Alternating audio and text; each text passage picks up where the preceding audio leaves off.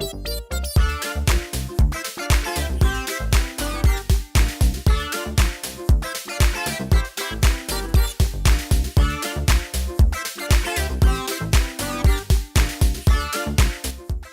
is Maddie McGuire, and I'm a writer of P+V, which is in the rom-com section. And I'm Michael Anthony Lopez. I'm the director of P+V. So, yeah. Okay, cool. You go. Now, I'm a sucker for rom-coms. Oh, good. Huge sucker. So, I haven't seen your short yet. So, what can you describe your rom-com a little bit? Okay, so it's about this girl named Penny whose boyfriend wants to have sex for the first time and thinks that she already has, and she hasn't. So she asks her best friend Vince to take her virginity for her. And it gets complicated and And messy. yeah. Yeah. You're like, trouble. Yeah. Where does this inspiration come from? Hopefully not a personal story. No, it wasn't personal. Oh, thank God. Oh my God. Can you imagine if my life was that crazy already? So I actually nanny part-time, and she's 12. She's like this adorable little 12-year-old, and I started seeing all this stuff on like magazines, titles of being like, well, how to pleasure your boyfriend in bed and all this, and she's 12 and she's like freaking out already, and I'm like, why do we put all this pressure on people that they think it's like this big thing, and it is obviously a big deal, but it shouldn't be about like, you know, all this pressure of like how to be good, and you know, it should be about the person you're with and the overall experience. So it was pretty much about that. For that, then, what's your message then to young impressionable girls like that? I would say, I mean, you should maybe take this. I was going to say part of what I really liked about it, what made me want to direct it was a very sex positive message, and it showed a really strong female perspective of it, that she had control with it, because I feel like we do see so many stories where it's like the girl is either pressured into sex, or it's really not so much by her choosing, or like in this story it's very clearly that she's in control of what she decides to do. So yeah, I really like that about it. Yeah, it's very rare you see a rom-com like that. It's usually like she's tricked into it, or something horrible into that. Yeah. Now, I have to ask, do you have any favorite rom-coms then? Ooh, okay, well the boss I nanny for is a rom-com writer, so I'm gonna say The Leap Year. Yeah. Oh my God, I love that. Yeah, no, it's a great one too. It's so sweet, yeah. so underrated. It's so underrated, I know. And it's so cute. Amy Adams is adorable in that movie. And I love, oh my God, what's his name? I'm gonna forget it too right now. The guy, the British guy. Who's so cute. Oh, he's so awesome. Yeah. Chris O'Dowd. Yes. I love him since IT Crowd, and to see him in, I'm fangirling right now, because every time someone says Leave Here, I'm like, oh my God, we're friends now. Yeah. So there we go.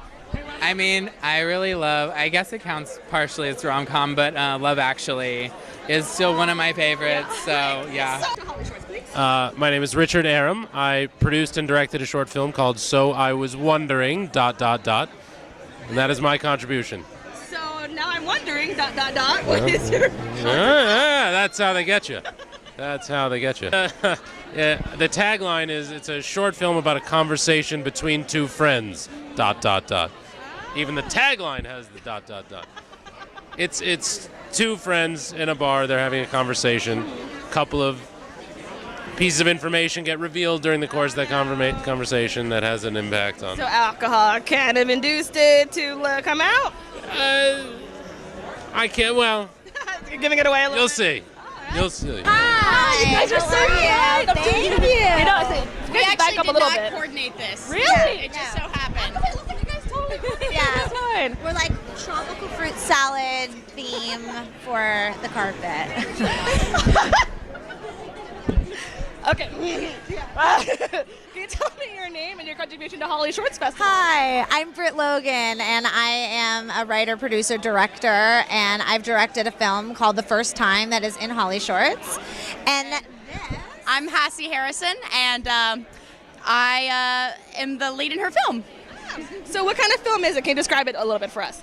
Well, it's called The First Time, and so it's about the first time. So essentially, it's it's about losing your virginity and how. Guess who loses her virginity? This girl right here.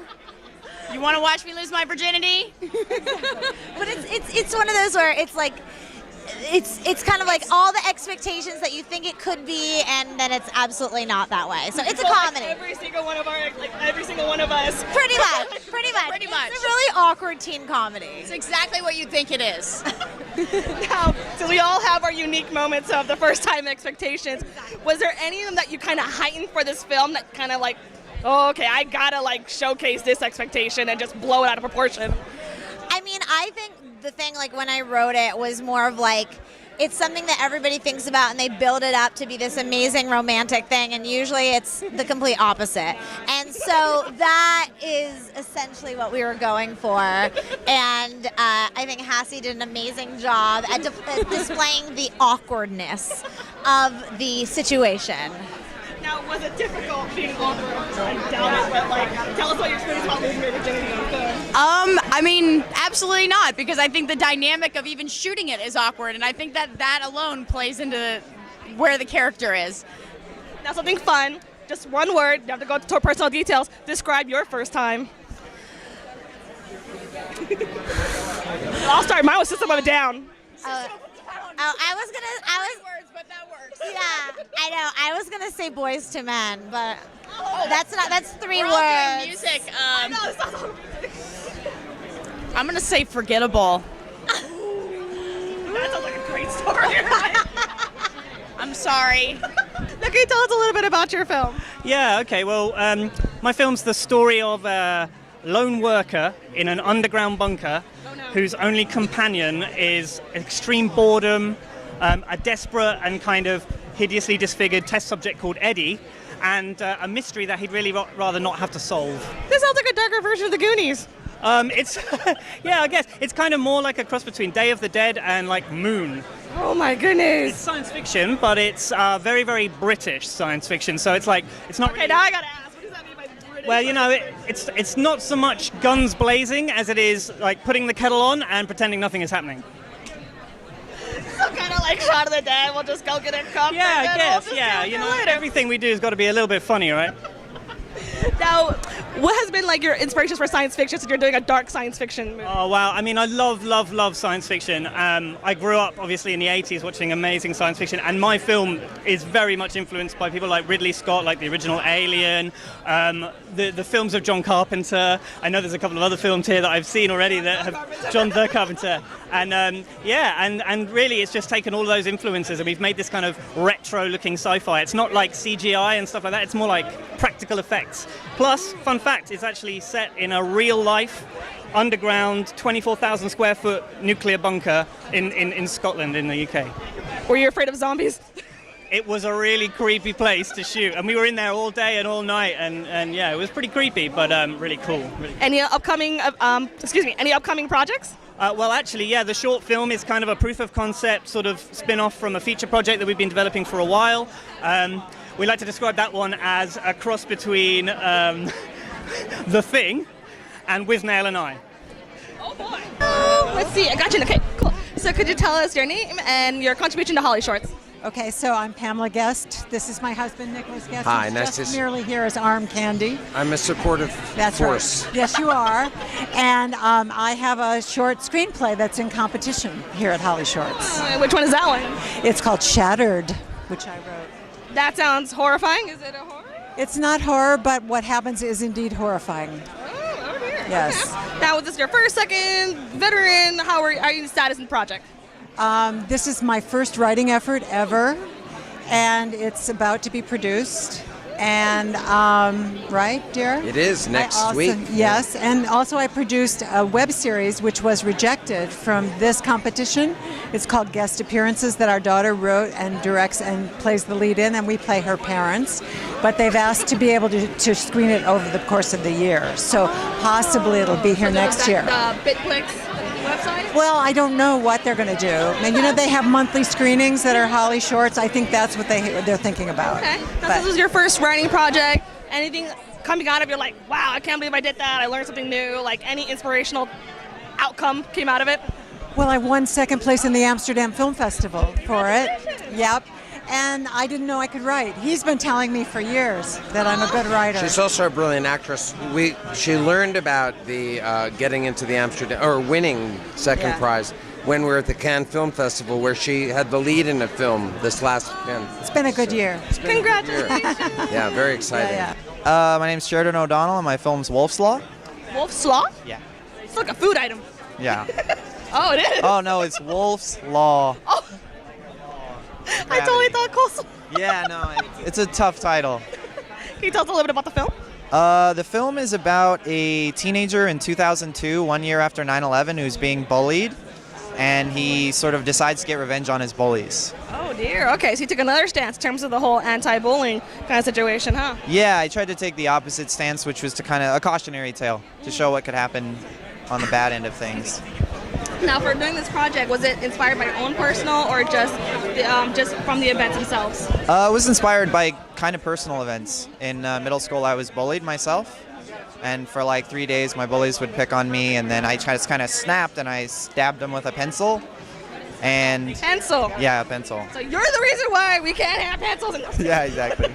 Now, doing this project, did it bring up any old memories? Was it cathartic for you? Like, how did it, the final outcome for the movie for you, for yourself? I was 12 when I got bullied, and this idea kept churning in my head. I'm 27 now, and I made it a couple of years ago, so it was very cathartic. It was like a therapy session to make it and to experience kind of the feelings of rage that I was feeling, and kind of like, it's like self-therapy. All movie making for me is kind of a little bit of self-therapy. Now, since you drew from personal experience and you changed from it, what would be your last advice for people who are being bullied? My last advice is, I mean, it's pretty plain. It's just violence is never the answer. I mean, that's kind of the ultimate feeling that you get in the end, is that if you decide to take arms against your enemies, then you become just as bad as them, so it doesn't make anything better. Are you the camera woman? Yes, I'm a one-woman team. I love it. Improver? Wow. Thank you very much. Just really quick, your name and your contribution to Hollyshorts, please. Hi, my name is Paris Dillon, and we have the film Across the Pond. My name is Renee Bourke, and across the pond we're co-writer, executive producer, lead actress. Hi, I'm Robert Werner. I'm an actor in this film, but not as well involved. Really quick, what's the movie about? It's a romantic comedy about a girl from London who falls for a guy from LA, a balance of love and work and paving your own path. I like that. I'm varied that up a little. Now, London versus LA. In terms of romance, what's the difference? Oh, well, London, I don't know. I haven't dated in London, but I heard they're a little bit more, hard. They're a little bit more walled up than here in LA. Yeah, it is more. I don't want to sound rude when I say. Do it. You've lived in London. Yeah. Sound rude. They're more. Do it. They're more. I don't. You can say it. You can say the word. I don't want to say the word. I don't want to be rude. You know what? English people. Anyway, they have a soft A. They have a hard A. It's all in the vowels. They can be more easily offended. Let's put it politely like that. Yeah. LA's more relaxed and chill. And LA has more expensive drinks, so you have to pregame more. Yeah. And then one last question. Filming the rom-com, I bet there's a lot of giggle moments. Funniest moment while filming? Okay. It's got to be. I have no idea. Can I say? Okay, it's got to be. Okay, so Robert here does an entrance to a bar and does a big burp, but one take, it came out the other end. Yeah, there you go. There's your TMZ exclusive. Yeah. You heard it here first, folks. It was hilarious. I could not stop laughing. It was hilarious. She lost it. She absolutely. Get the I can't. Guys, that's enough. Thank you. Can we go back to the soft A and hard A? Thanks. My name is McKay Stewart, and I have a film called West Side Swordy in the festival. Okay, can you tell me what West Side Swordy is? Yes, it's West Side Story with sword fighting and dead mouse. Whoa! You just totally upgraded West Side Story for me. So why West Side Story of all the classic stories out there? Well, I have a background in musical theater, and so it's what I know, it's what I love, and I was actually just trying to think of a cool way to have a sword fighting short, and we just came up with the idea of West Side Story, which worked perfectly. So. Now, I gotta ask, for sword fighting, it's very particular. Like, did you have to learn about it? Was there a lot of classes of choreography? Like, how did you incorporate the sword fighting into your movie? Well, I'm a stunt performer. So. All in one. goodness. Yeah, exactly. So I have studied fencing and sword fighting and stage combat and these kinds of things. We also had some really, really talented stunt performers who came in and helped with the choreography, yeah. Any shout outs to particular stunt performers? Yeah, I mean, I would like to send a shout out to my director, Dan Liu, who is the editor of The Walking Dead, and my cinematographer who has worked on Star Trek. He's worked on Fight Club, David Fincher, yeah, like all the biggest guys. And he brought over $250,000 worth of production value to our short film, and he didn't charge us anything. So I was like, amazing, yeah. Now, what about any upcoming projects? Any more musical theater mixed in with some stunts or anything?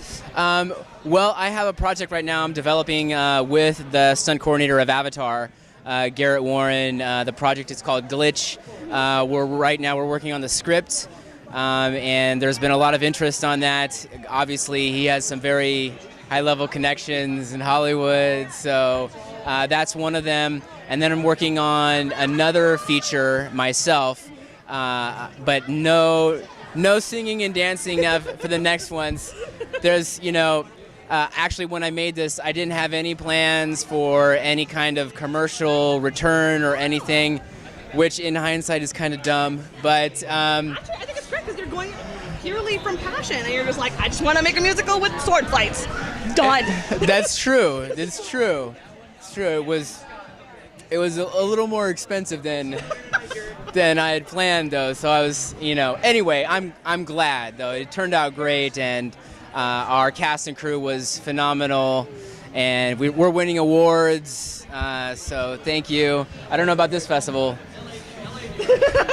We'll see. What was the most surreal moment while working on this project? The most surreal moment while working on this project was seeing the first edits Starting to sink in, like, from the editor, like the editor director, like Dan Liu, the editor of The Walking Dead. He knows how to edit action. I've worked with him before on Glitch. Actually, we shot a teaser. You can look this all up online, by the way, www.mckaystewart.com. But anyway, when he put together the first cut, the first edit, I was freaking out. I was jumping around my apartment. I was like, oh my God, this is amazing, oh my God. And yeah, so that sounds surreal in general.